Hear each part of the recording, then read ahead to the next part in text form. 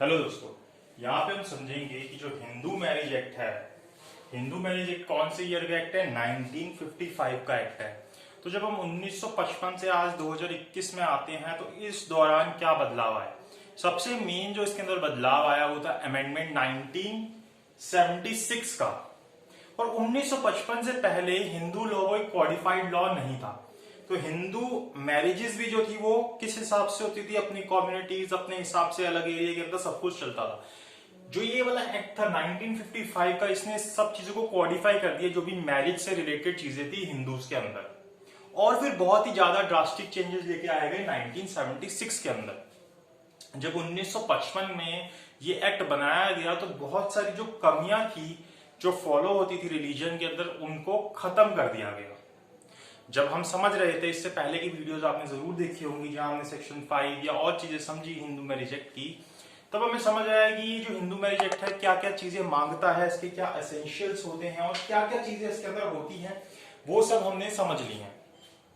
अब देखिए, जब हम अब देखते हैं कि जब इससे पहले 1955 से पहले क्या होता था, हमें उससे अब कोई मतलब नहीं है। हमें मतलब है कि 1955 के अंदर क्या क्या चीजें इस एक्ट ने बनाई, क्या प्रोविजंस लेके आया जो पहले नहीं होते थे और इसके बाद आ गए। देखिए, सबसे जो अच्छा कंसेप्ट आया 1955 के अंदर वो था मोनोगेमी।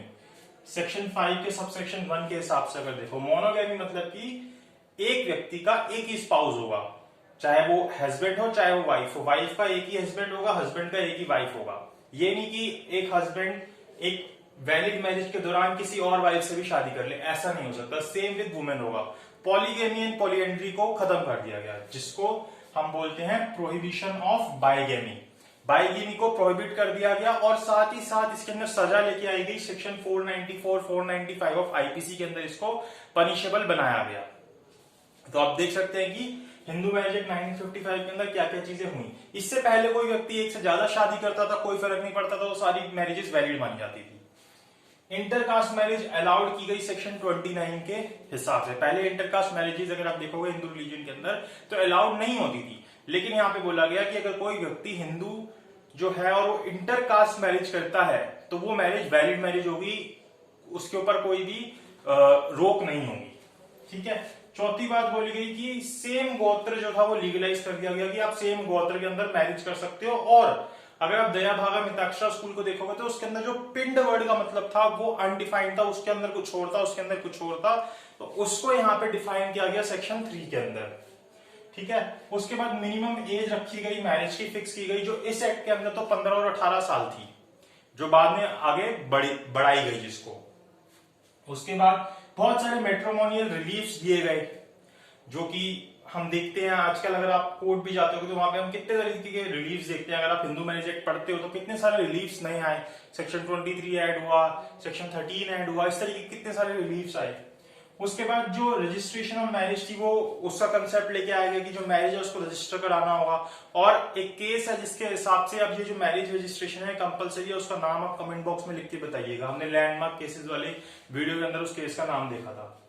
फिर claim of alimony pendente lite and maintenance की, जब केस चल रहा है उसके दौरान एलिमिनी की बात इसके अंदर आ गई और मेंटेनेंस की बात की गई कि परमानेंट मेंटेनेंस की बात की गई कि जो उनका स्पाउस कमा रहा है वो दूसरे को मेंटेनेंस देगा उसकी लाइफ भर अपनी इनकम के हिसाब से, same standard of living maintain करने के लिए। और जो बच्चे पैदा होंगे वॉइड या वॉइडेबल मैरिज से वो लेजिटिमेट होंगे, इस बात को यहाँ पे लाया गया। तो ये बहुत ड्रास्टिक चेंजेस थे जो लाए गए हिंदू मैरिज एक्ट 1955 के हिसाब से। फिर इसके बाद 1976 जब 27 मई को ये जो अमेंडमेंट एक्ट 1976 आया उसके अंदर भी बहुत सारे चेंजेस लाए गए। तो इससे चेंजेस क्या लाए गए इसके अंदर?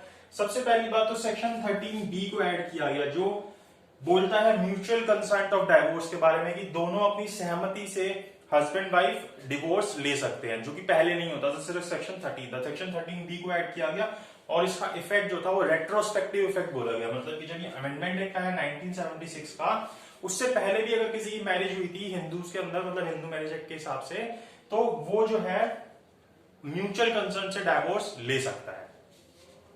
सेक्शन 21B ऐड किया गया, जिसके अंदर ये कोर्ट को बोला गया कि आप अपनी जो प्रोसीडिंग है फैमिली रिलेटेड, मैरिज से रिलेटेड, उसको विद इन 6 मंथ्स खत्म कीजिए डिस्ट्रिक्ट कोर्ट के लेवल पे, और विद इन 3 मंथ्स खत्म कीजिए अपील के अंदर।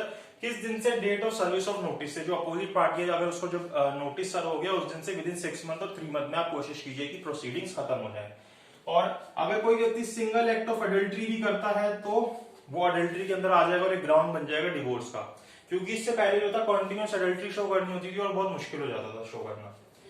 ऐसे ही जो 3 ईयर का टाइम चाहिए होता था, अगर कोई भी स्पाउस जो था वो अनसाउंड हो जाता था या लेपर्सी से गुजर रहा होता था, वेंट्रल डिजीजेस से गुजर रहा होता था, तो 3 ईयर्स चाहिए होते थे इस पिटीशन को लगाने के लिए। लेकिन अब ये 3 ईयर का टाइम खत्म कर दिया गया। अगर आप तभी के तभी भी लगा सकते हो अगर कोई भी आपका स्पाउस इस तरीके से मिलता है, अनसाउंड माइंड, लेपर्सी या इस तरीके की वेनरियल डिजीज जो कम्युनिकेबल है, इस तरीके की बीमारी से कोई मिलता है तो। उसके बाद जो जुडिशियल सेपरेशन सेक्शन 10 या section 9 restitution of conjugal rights होते हैं, उसके अंदर जो टाइम था वो सेपरेशन का 2 ईयर से 1 ईयर कर दिया गया।